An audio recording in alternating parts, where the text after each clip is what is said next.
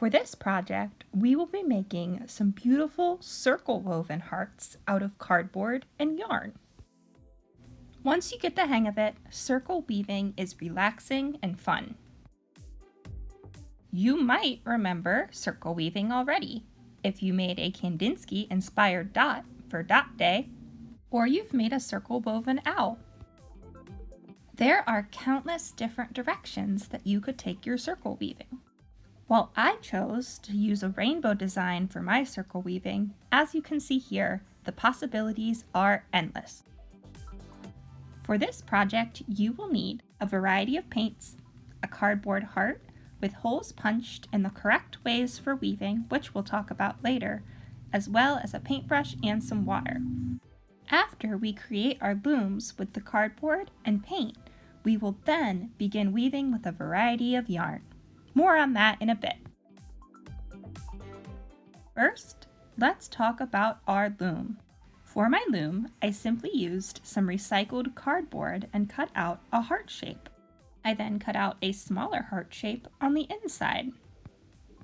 Recycled pizza or cereal boxes work perfectly for these because they're easy to cut. Next, I used my hole punch to make an odd number of dots around my inside heart. Before I punched my holes, I made sure to use a marker and mark an even space between each one. Finally, I punched 2 holes at the top to hang my weaving. Then I painted my heart a base of white, which helps my colors remain nice and vibrant. I decided to paint my heart with a rainbow design using a gradient. Gradient is when one color blends seamlessly into another. By overlapping my colors when they're still wet, I can easily blend them.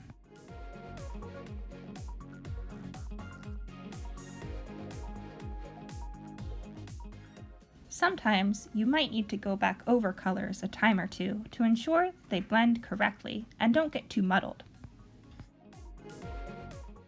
We know that each color of the rainbow blends with the color directly next to it.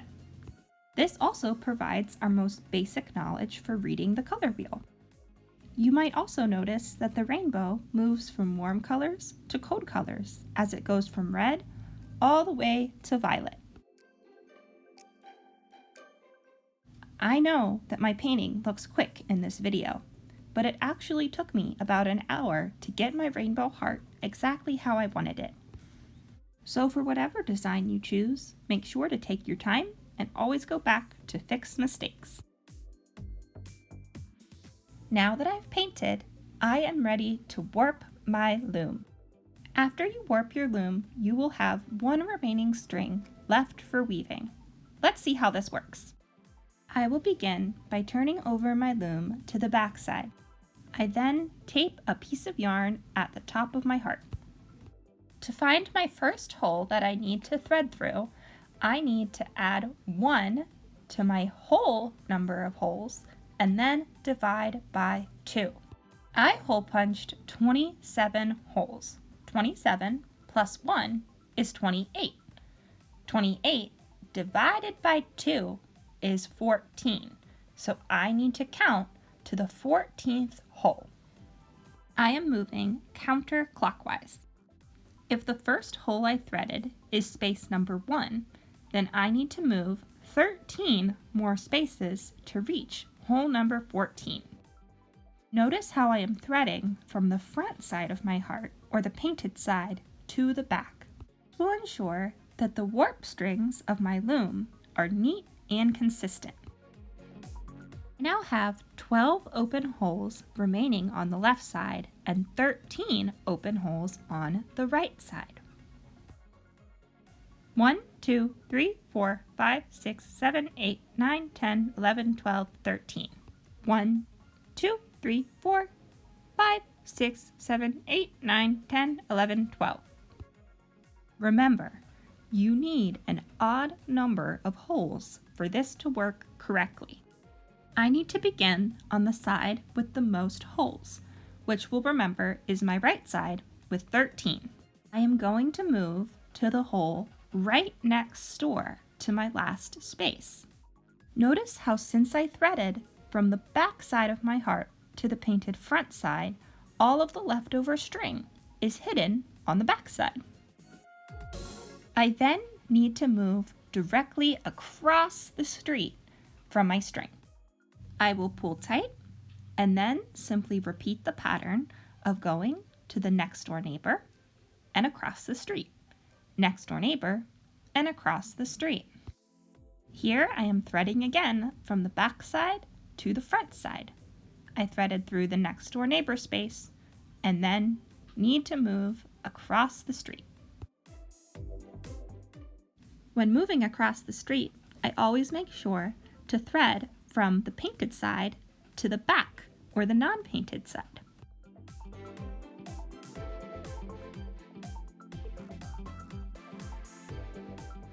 As I continue, you can see I am just doing the same steps over and over again.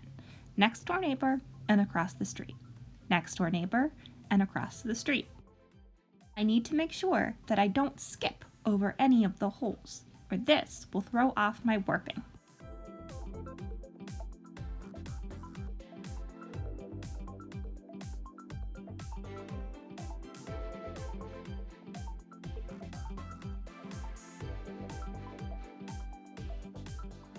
If your string starts to get too frayed, you can always trim off a little bit, or dip it in some water so that the strings adhere back together.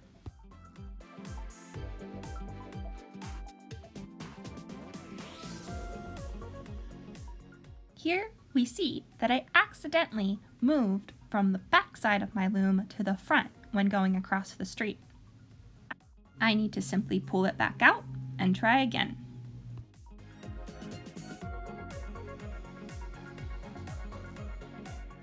Now I see that I did things correctly because the string lies flat against the back of my loom in between the next door neighbor holes.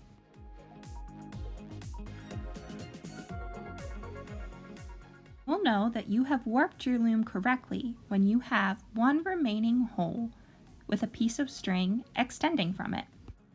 This string then becomes what's called our weft string.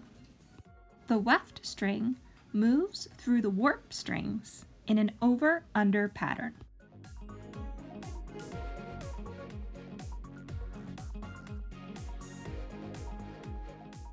As I pull on my weft strings, they will begin to tighten the warp strings together, forming a circle pattern.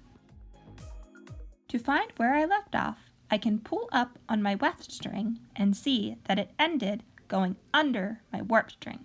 So I need to go over next.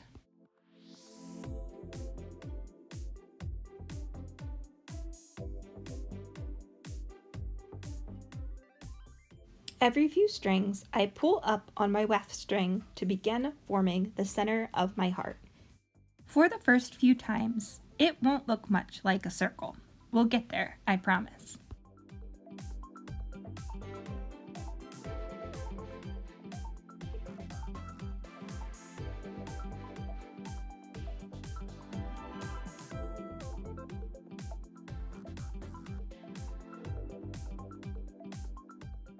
I have continued weaving over and under until I've built up a small purple circle in the center of my loom.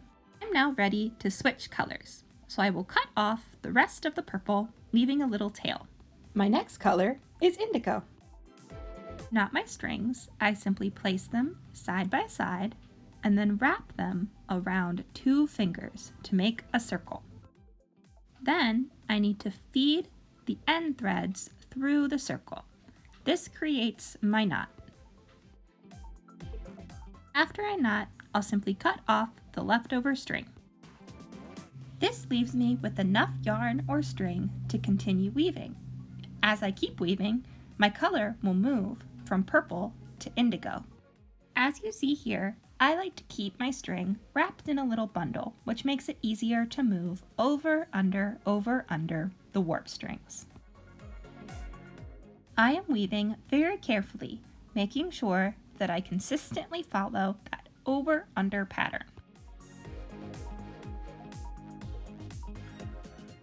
Let's speed up the camera a bit and continue watching.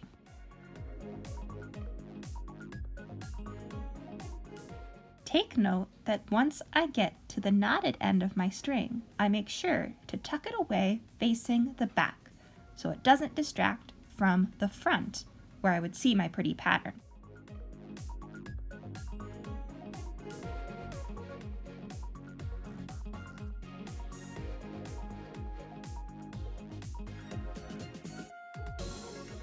As I continue weaving, I'm making sure to hide my knot by going over it with my string.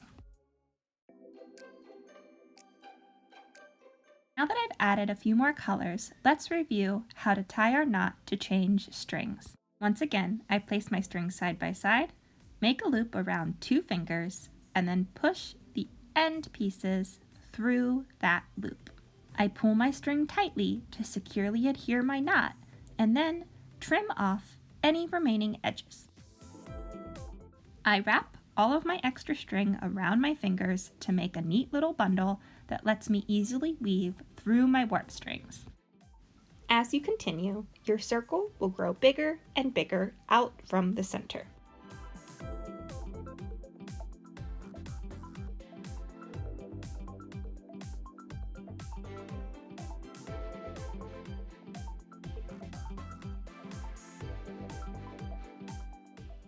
I am making sure to pull tight enough so that my strings stay securely together. And remember, you always need to tuck away those extra knots. We want our work to look as neat and clean as possible. Here you see that I've added quite a few more colors. I'm actually ready to end my weaving. To end, I simply wrap my final weft string around the nearest warp string and make a knot. As always, I will pull it tightly so that my weaving remains nice and secure. To hide my final knot, I am going to gently push it toward the back side. I'll then cut off that little extra tail to ensure that nothing is sticking out from my weaving.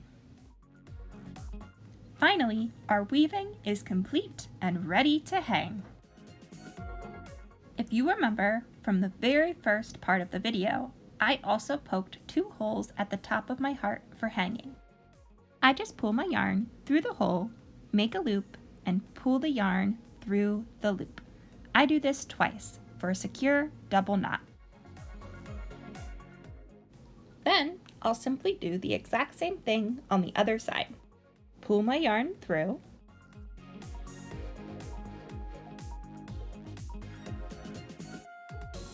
make a loop, and then pull my yarn back through the loop.